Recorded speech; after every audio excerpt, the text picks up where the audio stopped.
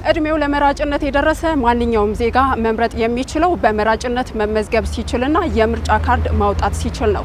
የምርጫ ካርድ አንድ ሰው የሚፈልገውን ፓርቲ ወይም እጩ ተወዳዳሪ መምረጥ የሚችልበት ብቸኛው መንገድ ነው። ይህን የተረዱ ደግሞ ቀደም ብለው በመመዝገብ የምርጫ ካርዳቸውን በእጃቸው ማስገባት ችለዋል። ገና የምርጫ ካርድ ምዝገባ በተጀመረበት ሰዓት በሁለተኛ ቀን ኦር በሶስተኛው ቀን አካባቢ ነው ያወጣሁት። መጀመሪያ እንጃ ስንተኛ እንደሆንኩ እዛ ወደ 10 ምናምን አይሆንም። ካርድ ወስጄ ድምጼን ለምፈልገው አካል ለመምረጥ አውጥቻለሁ ማለት ነው።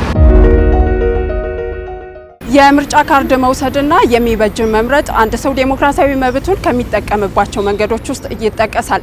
የሚበጀኝን በመምረጥ የሀገሬን እጣ ፈንታ መወሰን እችላለሁ ብሎ ማሰብ ደግሞ የስልጡን ማህበረሰብ መገለጫ ነው። በዲሞክራሲና በሰብአዊ መብት የሚያገኛቸውን ጥቅሞች እንዲያገኝ የሚወስንለት ትክክለኛ የመብት ካርድ ነው ብዬ ስለማስብ እኔ ምርጫ ካርድ አውጥቻለሁ፣ እመርጣለሁ። ዲሞክራሲያችንን ኤክሰርሳይዝ የምናደርግበት ነው ማለት ነው። የምንፈልገውን ይበጀናል ይሆነናል ያለን የምንለውን ፓርቲ የምንመርጥበት ነገ ለልጆቻችን የምናስቀምጠው አደራ ነው ጭምር ነው ማለት ነው። የምርጫ ካርድ መውሰድ የራሱ የኔ ነው የሚለውን ተወካይ መርጦ ራሱን በራሱ ማስተዳደር የሚችልበትን አካል የሚወስንበት ነው። ስለዚህ ምርጫ ካርድ በጣም አስፈላጊ ነው፣ በጣም ወሳኝ ነው። ይጠቅመኛል ይበጀኛል የሚለውን አይቶ አስተውሎ መምረጥ የግለሰቡ ነፃ ምርጫ በቃ ፍቃድ ነው እና ሁሉም አውጥቶ እንትን ማለት በጣም ጥቅም አለው። ለሀገርም ለራሱም ለቤተሰቡም ለልጆቹም ጥሩ ነው በጣም።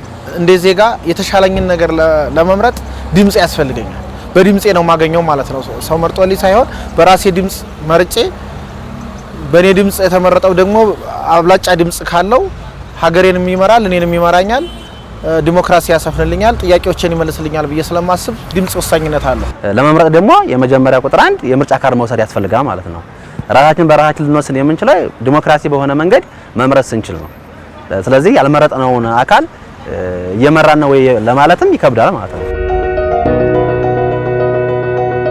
በ5 ዓመት አንድ ጊዜ የሚመጣ ስለሆነ ይሄ ምርጫ ካርድ ሁሉም እንዲያወጣ በተለይኛ አካል ጉዳተኞች ማውጣት አለብን ማለት ከህዝቡ እኩል መሆን አለብን። ሁላችንም ማለት እችላለሁ እንግዲህ የራሳችን ኃላፊነት ያለብን ሰዎች ነንና ባለን እድል እንጠቀምላለሁ። ሁሉም ማህበረሰብ ሊወክለው የሚችለውን ሰው ለመምረጥ የመጀመሪያ ቁጥር 1 የምርጫ ካርድ መውሰድ ስላለበት የምርጫ ካርድ ማውጣት ይኖርበታል ማለት ነው። ምርጫው ሲመጣ ደግሞ ሄደው በቃ ቀላል ነው እና እንዲህ ቢያደርጉ ጥሩ ነው እላለሁ።